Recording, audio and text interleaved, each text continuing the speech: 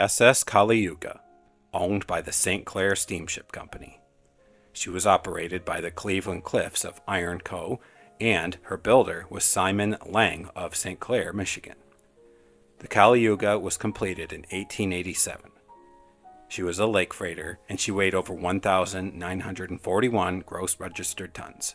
She had a length of 270 feet, a beam of 40 feet, a depth of 21 feet, and for installed propulsion power, she actually did not have a triple expansion steam engine.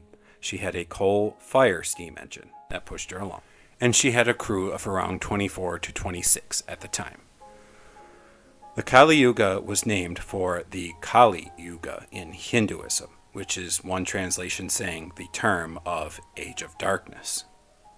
On August 5, 1895, the Kaliyuga was stranded on the east end of the Bois Blanc Island, and she received over $3,000 in damage from being stranded.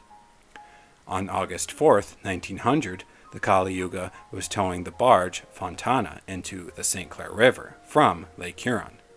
When, out of nowhere, next to the Fort Gratio Light, the Fontana was struck by the barge Santiago as she was passing in the other direction under tow by the steamer SS Appomattox. The Fontana sank within minutes and killed one of her crew in the incident.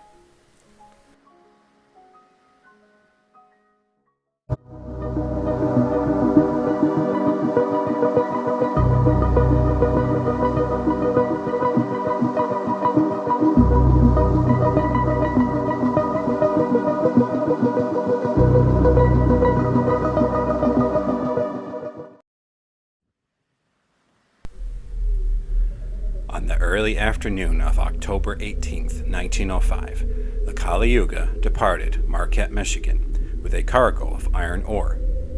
The Kaliyuga was bound for Erie, Pennsylvania.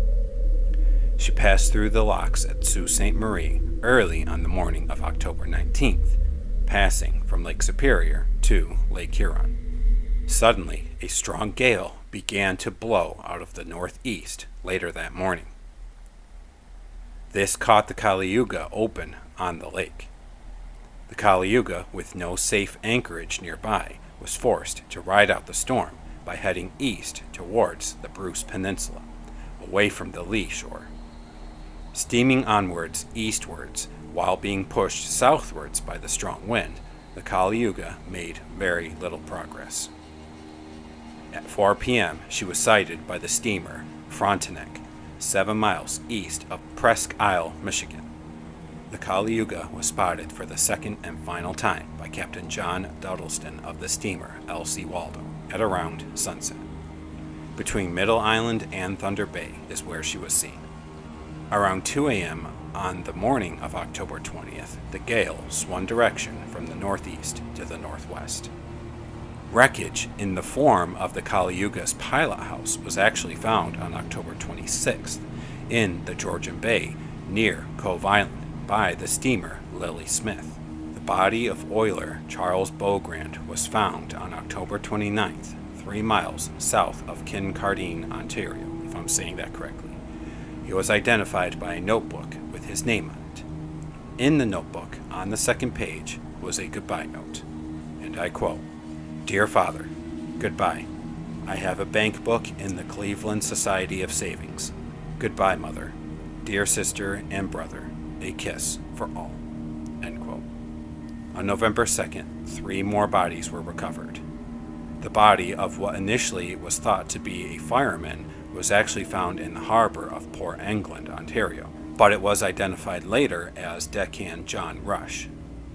The bodies of Deckhand John Yoder and Stewart Laflamme were found near Southampton, Ontario. It was reported that both Beaugrand and Rush were wearing Kaliyuga life preservers when they were found.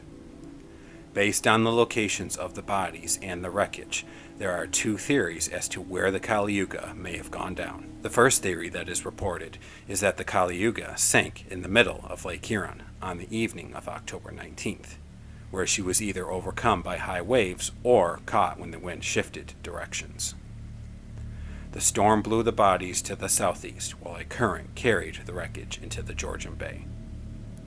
The second theory is that the Kaliyuga reached the eastern shore of Lake Huron, losing men being tossed overboard while she was en route. As she arrived, the wind shifted, and the Kaliyuga was then at risk of being driven ashore. Therefore, she tried to round the Bruce Peninsula to reach shelter in the Georgian Bay. And then it is theorized that she may have hit a shoal in either Maine or McGregor Channel on the morning of October 20th. When the Kaliyuga sank, 17 men lost their lives.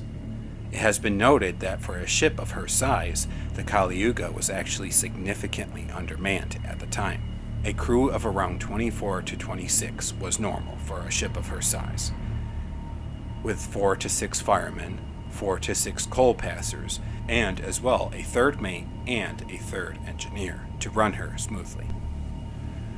And that will do it for this episode on the SS Kaliyuga.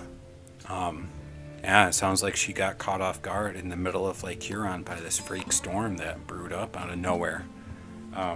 It also sounds like she tried her best to fight her way to the Bruce Peninsula away from the lee shore, but I guess she wasn't able to make enough progress or headway towards it. It sounds like she was held up by probably some pretty massive waves that were washing crew members off of her decks, and they probably fought for their lives to just try and weather this storm the best they could. I mean, it really sucks being caught off guard like that in the middle of the lake and with nowhere safe to anchor. So yeah, she probably tried her best to find some port or peninsula to anchor at and really ride it out as best she could.